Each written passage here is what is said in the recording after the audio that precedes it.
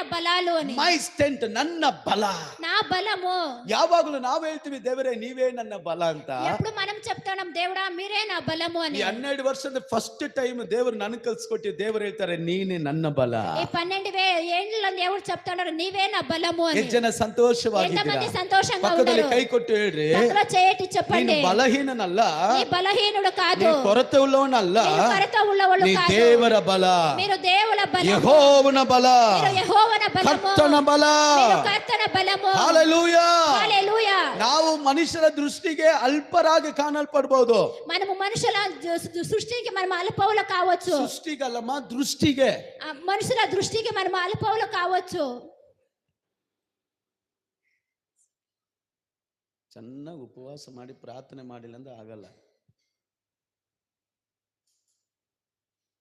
Hallelujah. హల్లెలూయా.